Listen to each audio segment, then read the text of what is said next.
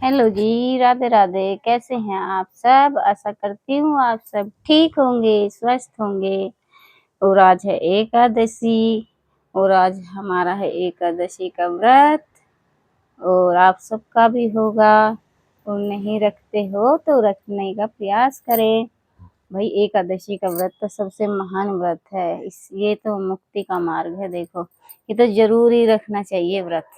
और देखो, मेरे कान्हा भी आपसे मिलने आ गए हैं। राधे राधे, राधे राधे सबको। राधे राधे कर लो कन्हैया।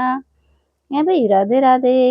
है भाई, बोल दो कि सब रखा करो एकादशी का व्रत। व्रत रखने से मुक्ति का मार्ग खुलता है। व्रत रखने से ही हमारी प्रीति बढ़ती है। हमारे कन्हैया के चरणों में, किशोरी जी के चरणों में प्रीति बढ़ती है इससे, व्रत रखने से। और वैसे धन दौलत तो मिलती रहती है, वो तो अपने कर्मों का हिसाब है। जैसा कर्म करेंगे उतना ही हमें सुख समृद्धि, सुख सुविधा मिलेगी।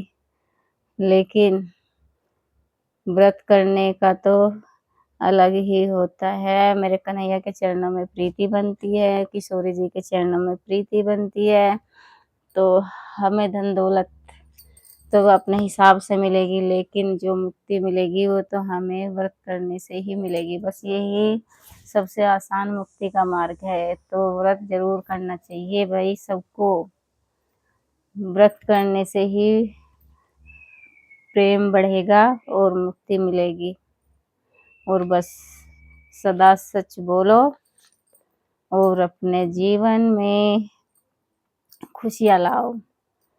बस यही है सबसे बड़ा मुक्ति का मार्ग।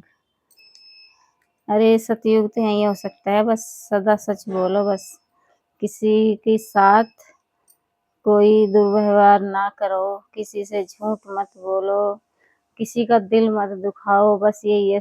अगर व्रत भी ना रख सको ना तो इतना तो कर ही सकते हैं कि किसी को मदद की जरूरत है, अगर हमारे में हैसियत है, हम मदद करने लायक हैं तो कर सकते हैं। जैसे अगर हमारे पास धन नहीं है तो हम शारीरिक मदद दे सकते हैं।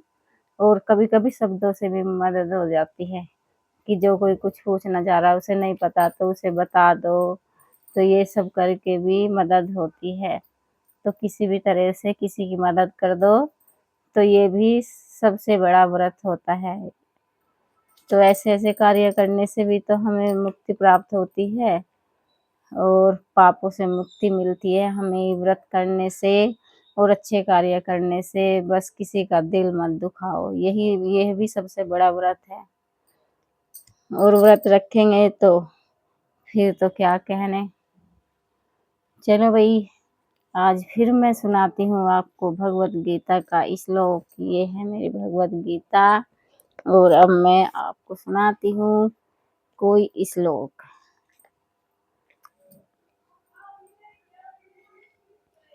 न माम दुष्कृतिनो मूढ़ाम वर्धन्ते नराधमः मया प्रत्यज्ञानम आसुरम भाव मिश्रिता। जो निपट मूर्ख है, जो मनुष्य में अधम है, जिनका ज्ञान माया द्वारा हर लिया गया है, तथा जो असुरों की नास्तिक प्रकृति को धारण करने वाले हैं, ऐसे दुष्ट मेरी शरण ग्रहण नहीं कर पाते। ये भगवान कृष्ण बोल रहे हैं। श्री कृष्ण भगवान के चरणों की शरण ग्रहण करने से मनुष्य प्रकृति के कठोर नियमों को लांघ सकता है। यहाँ पर यह प्रश्न उठता है कि तो फिर विद्वान, दार्शनिक, वैज्ञानिक, व्यापारी, शासक तथा जनता के नेता सर्वशक्तिमान भगवान कृष्ण के चरण कमलों की शरण क्यों नहीं ग्रहण करते। बड़े बड़े जन नेता विभिन्न विधियों से विभिन्न योजनाएं बनाकर अत्यंत धैर्यपूर्वक जन्म जन्मांतर तक प्रकृति के नियमों से मुक्ति की खोज करते हैं। किंतु यदि वही मुक्ति भगवान के चरण कमलों की शरण ग्रहण करने मात्र से संभव हो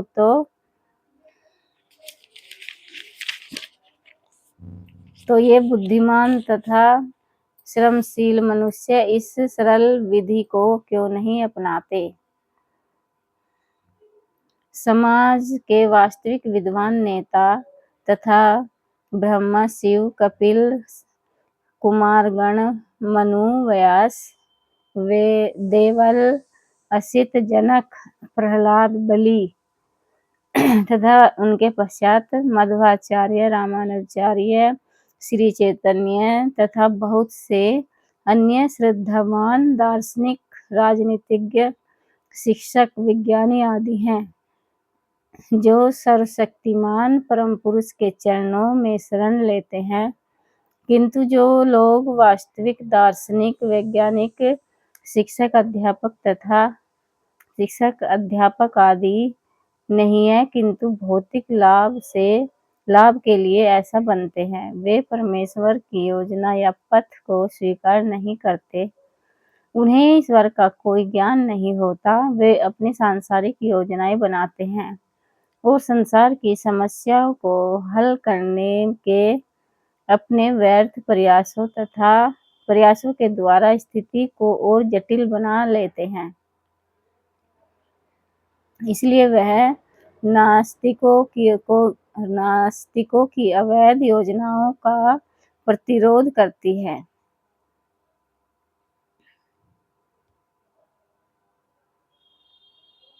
क्योंकि किसी भी विराट योजना के लिए, चाहे वह अच्छी हो या बुरी, बुद्धि की आवश्यकता होती है।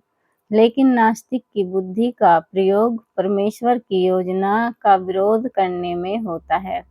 इसलिए नास्तिक योजना निर्माता दुष्कृति कहलाता है।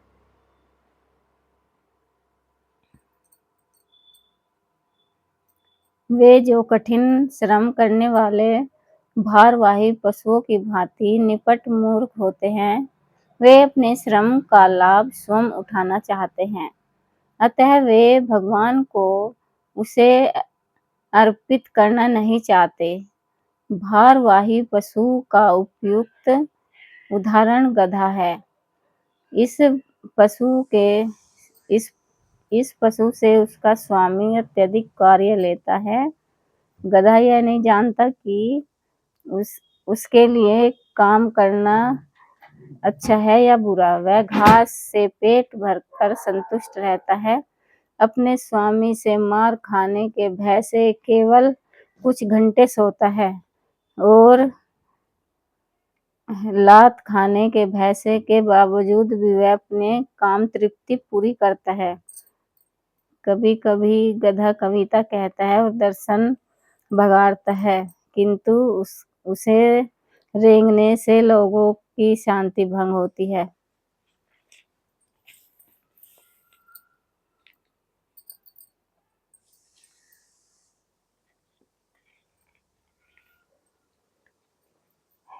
चलो एक श्लोक हो गया है मेरा, दूसरा करूंगी तो ज्यादा बड़ा हो जाएगा, इसलिए बस हम यही पढ़ते हैं। और कान्हा सबको कर दे राधे राधे, राधे राधे सबको। है भाई, सब करो एकादशी का व्रत और अपने जीवन को कुशलता पूर्वक जियो। जय हो।